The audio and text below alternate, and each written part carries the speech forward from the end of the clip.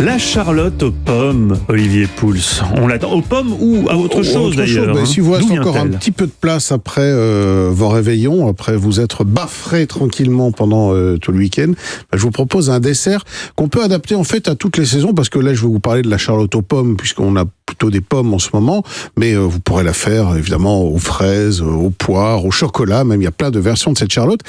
Alors il faut savoir que c'est un plat qui a été créé au début du 19e siècle pour une certaine Charlotte, qui était à l'époque l'épouse du roi d'Angleterre Georges III. Paraît-il une reine très aimée.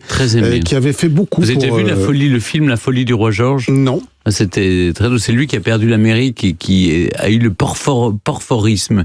C'est-à-dire, il a perdu la raison et c'est revenu plus tard. Ça peut arriver, ça ? Et il disait, il appelait sa femme Mrs. Queen, Mr. King, et il se parlait comme ça dans le film. En tout cas, ça m'a fait. C'est un film qui est. Et donc c'est d'elle dont on parle. Et c'est d'elle dont on parle. Elle avait d'ailleurs sur la tête cette petite Charlotte aussi. Vous savez, ce tissu blanc avec pas frangé, mais avec un élastique. Au moins.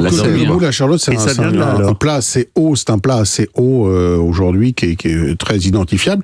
Mais en fait, c'est donc un cuisinier anglais qui a inventé cette recette qui, à la base, était composée de pain de mie un peu rassis, qui était beurré. On y mettait de la confiture. On plaçait donc le tout dans un moule dit à Charlotte, assez haut et évasé, et on le cuisait longuement. En fait, c'était une espèce de pudding, et on le dégustait chaud surtout. Mais la Charlotte telle qu'on la connaît aujourd'hui, c'est le grand cuisinier Antonin Carême qui l'a modifié. Mais oui, puisqu'il a travaillé à Londres, Antonin Carême, il était au service du futur roi Georges IV, justement.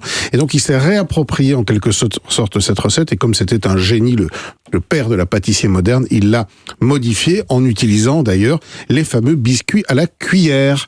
Les biscuits à la cuillère qu'il a lui aussi inventés, qui étaient des petits biscuits à la texture relativement délicate, aérienne. C'est pas le boudoir. On en parlait tout à l'heure. C'est proche. Le boudoir, c'est plus dur, et le boudoir est, sauf erreur de ma part, composé d'œufs entiers, alors que pour le biscuit à la cuillère, on n'utilise que le blanc qu'on monte en neige. C'est un biscuit très aérien qui s'imbibe surtout beaucoup. Pourquoi on l'appelle le biscuit à la cuillère ? Eh ben, on l'appelle le biscuit à la cuillère. Parce que si vous ne mettez pas de cuillère, et tout simplement parce qu'à l'époque, il était moulé à la cuillère. C'est pour ça qu'on l'appelait le biscuit à la cuillère, parce qu'on le moulait. Voilà, exactement. Et donc, lui va faire cette nouvelle recette de Charlotte, avec notamment une crème bavaroise. Et le dessert. C'est quoi la crème bavaroise ? Alors la crème bavaroise, c'est une crème assez légère, c'est avec des œufs, avec du lait, avec un peu de sucre. C'est une crème qui est prise avec un peu de gélatine aussi. C'est une crème qui est d'abord faite chaude et ensuite qu'on refroidit, et qui est une crème prise, un peu comme une crème anglaise dans laquelle on aurait rajouté de la gélatine et des. Oui, c'est un peu léger, et un peu de chantilly. Enfin bref, c'est un truc qui tient encore, mais qui est très bon. Et donc lui, avec cette recette, il va voyager, il va notamment revenir en France, où le nom va devenir une Charlotte à la parisienne. Et puis Carême va travailler pour le compte du tsar Alexandre aussi. Il va partir en Russie, et là, la recette va devenir la Charlotte à la russe. Et c'est comme ça encore aujourd'hui en pâtisserie qu'on appelle cette recette. Moi, j'ai envie de vous donner une recette de Charlotte à l'ancienne, telle qu'elle était faite avant qu'elle ne soit trop compliquée par Antonin Carême. Et là, c'est presque une recette anti-gaspi, puisque vous allez utiliser du pain de mie un peu rassis. Alors, il peut être brioché, c'est encore mieux, mais s'il l'est pas, c'est pas très grave. Donc, des pommes, du beurre, 250 grammes, 80 grammes de sucre, un peu de sucre vanillé et du lait. Alors, l'idée, c'est d'avoir évidemment un moule relativement haut. Si vous n'avez pas, prenez un saladier, ça marche aussi. Donc, vous allez beurrer ce moule, on épluche et on coupe les pommes en rondelles. On les fait cuire doucement avec 150 grammes de beurre et un peu 40 grammes de sucre, un peu de sucre vanillé, pour faire une compote qui doit rester assez moelleuse. Il faut garder un tout petit peu de croquant dans les pommes, mais pas trop.